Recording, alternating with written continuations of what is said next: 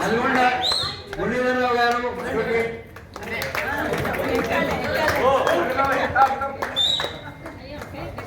తిరుమలనాథ్ గారు కనగల్లు,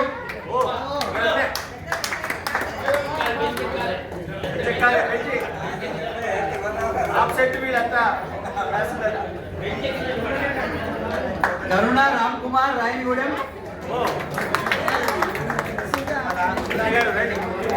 సుధా ప్రవీణ్ కుమార్ ఓగోడు,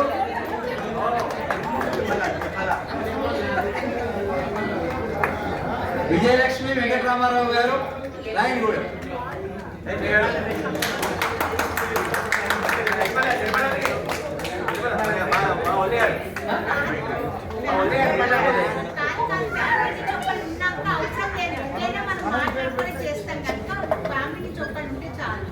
అసలు ఆమెనే సమయంగా సరిగ్గా పెడదామని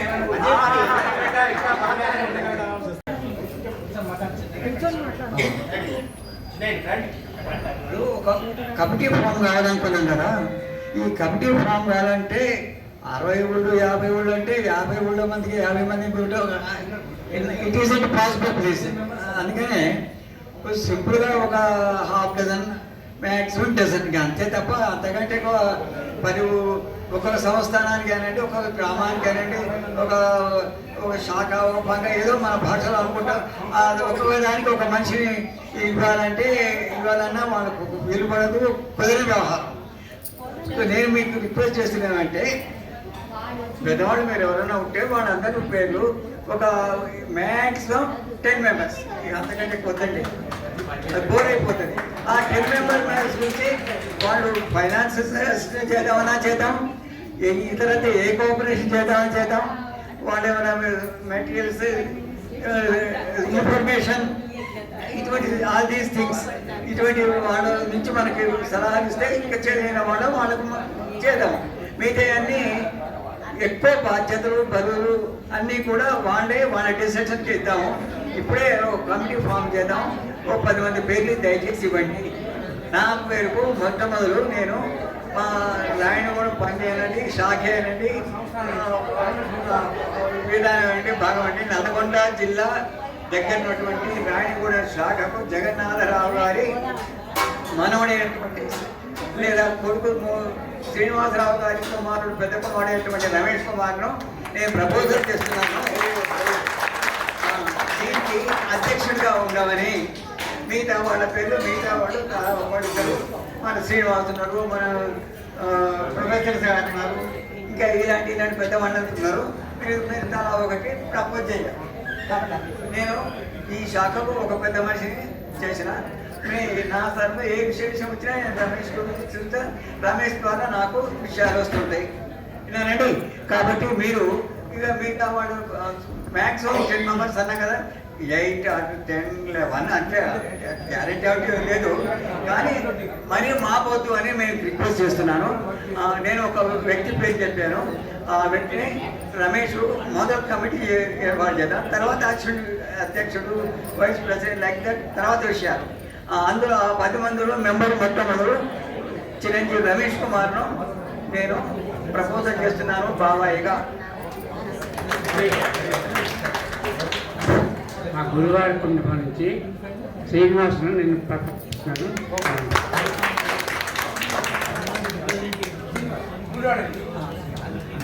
మా దత్తపగూడెం సంస్థానం నుండి రఘురామరావు గారిని కార్యదర్శిగా ఈ బ్రాహ్మణ సంఘానికి ఉండవలసిందిగా నేను కోరుతున్నాను.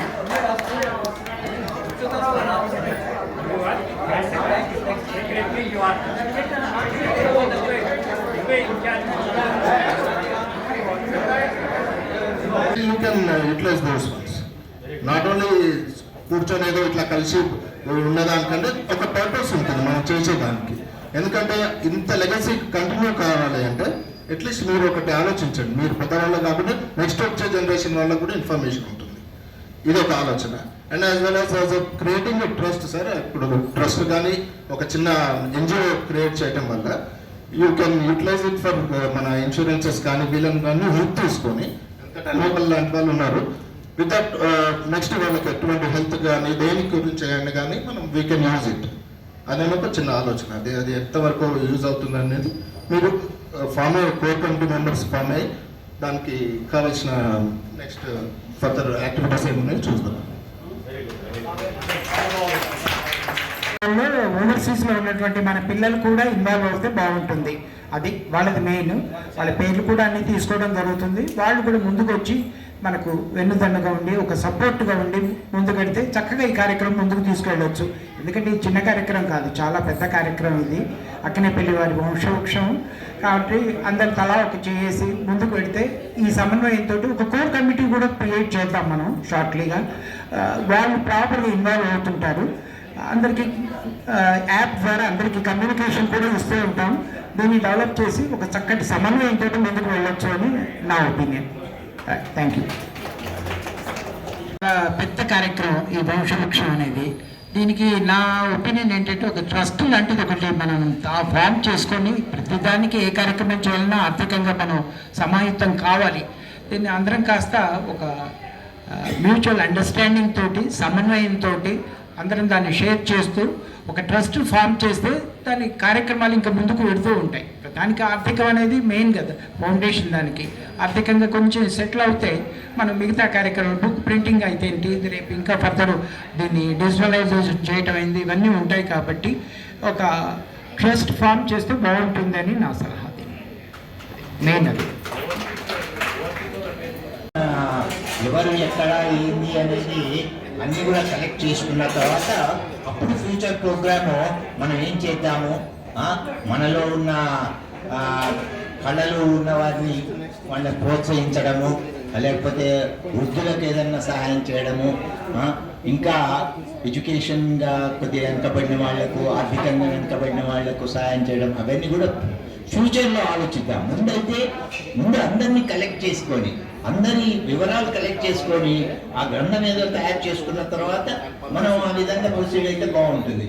కానీ అదే కాకుండా మనం ఇప్పుడు వేరే ప్రోగ్రాంలు అవన్నీ చేయడం అనేది కొద్దిగా కష్టసాధ్యమైన పని. అది ముందు డైరెక్టివ్ ఉండాలి.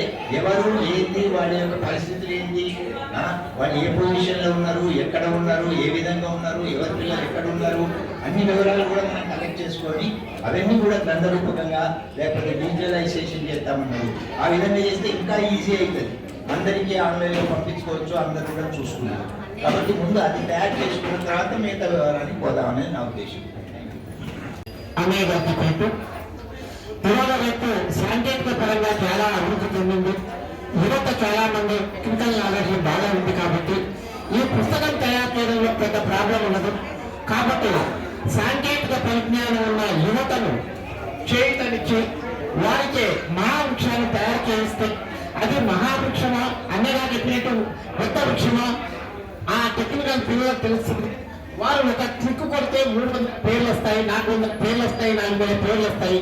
కాబట్టి ఇది పెద్ద పని కాదు. కాబట్టి సార్ ఈ కన్నుని భుజస్కంధాల మీద వేసుకున్నారు. కాబట్టి మీరంతా ఆయనకు సహకరించి యువతను, ముఖ్యంగా నేను యువతను కోరుతున్నాను, మీరు సహకరించి ఈ గ్రంథాన్ని తయారు చేయాలని ఒక పత్రికా విలేకరిగా, అక్కినేపల్లి వారిగా కోరుతున్నాను. థ్యాంక్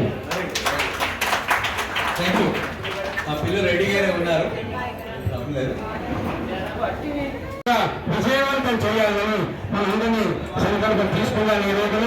కాబట్టి నాకు అవకాశం ఇచ్చినందుకు నా గురించి ధన్యవాదాలు తెలియజేస్తున్నాను.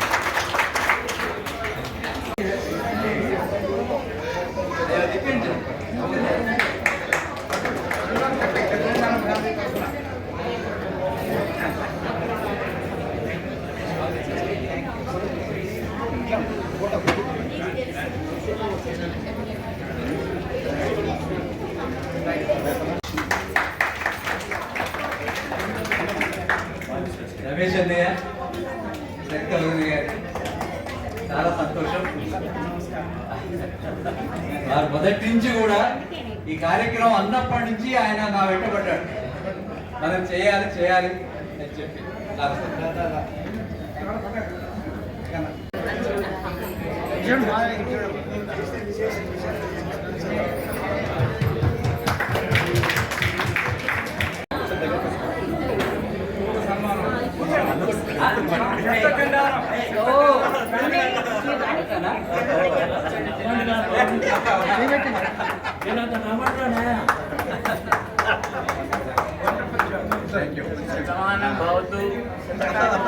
చాలా కోఆపరేట్ చేశారు.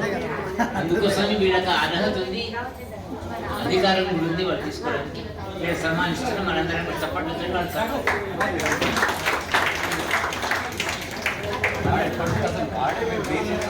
మన తర్వాత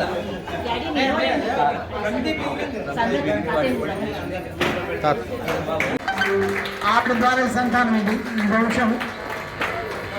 బాచమ్మ గారు అంటే ఓవూరు కనగల్లి వారు. ఇక్కడ చూడండి, పెద్ద భార్య సోమరాజు మూలపురుషుడు, పెద్ద భార్య సోమరాజు గారు మూలపురుషుడు, సోమరాజు గారి పెద్ద భార్య బాచమ్మ గారు. ఈ బాచమ్మ గారి సంతతి ఎవరండి అంటే ఈ పంగలో వచ్చారు చూడండి, కొండగడప వారు, కొండగడప జానకిరామరావు గారు, తర్వాత ఓడు దొరడు, తర్వాత చెట్ల చెన్నారాయణ దొరడు, తర్వాత ఈ రెండు రావాల్సి ఉంది. పెద్దలు గమనించకూడిక, పెద్దలు ఒక కార్యక్రమానికి మీరంతా కలిసి ఒక సదుద్దేశంతో కలవడం, మన పూర్వీకులు ఎక్కడి వాళ్ళు, ఎలా మనకంటూ ఇలా మన రూట్స్ ఎలా వచ్చాయి అనే వాటన్నిటినీ కలిసి కట్టుగా అన్ని తీయడం బట్టి కొంచెం మాట్లాడడం నాకు చాలా చాలా చాలా ఆనందంగా ఉంది. అండ్ మీరందరూ కలవడం, కలిసినప్పుడు మీ సంభాషణలు అవన్నీ వినడం నాకు చాలా చాలా ఆనందంగా అనిపించింది. నేను చాలా ఆ రోజు ప్రోగ్రామ్ ఉంది, కానీ నాకు వేరే ప్రోగ్రామ్ ఉంది. క్యాగరాక్లో న్యూస్ కవరేజ్ కోసం వెళ్ళడం జరిగింది. ఈసారి ఇప్పుడు కూడా నేను త్వరగా దాకా వెళ్ళాను. వెంకటేశ్వరరావు ఫోన్ చేయడంతో, మా బ్రదర్ వెంకటేశ్వరరావు ఫోన్ చేయడంతో నేను బ్యాక్ వచ్చేసాను. ఎందుకంటే మన వాళ్ళందరినీ కలవాలి, అక్కినేపల్లి వాళ్ళందరినీ కలవాలి.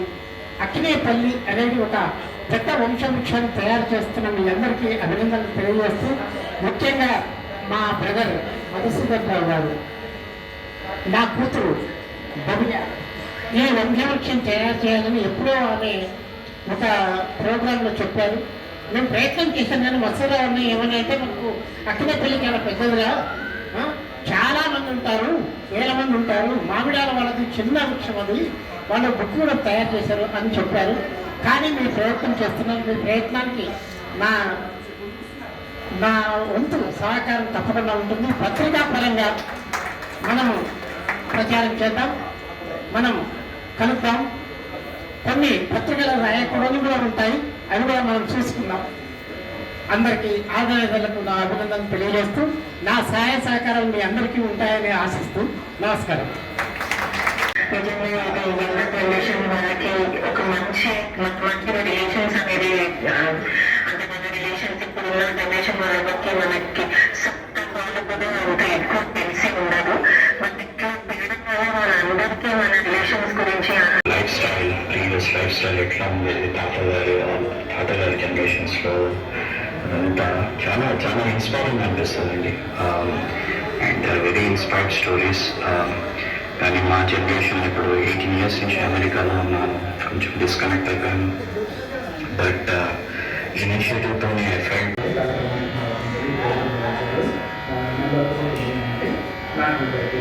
అబ్బాయి ఉంది, మా అబ్బాయి వెంకటకృష్ణుడు లాస్ట్ నాకు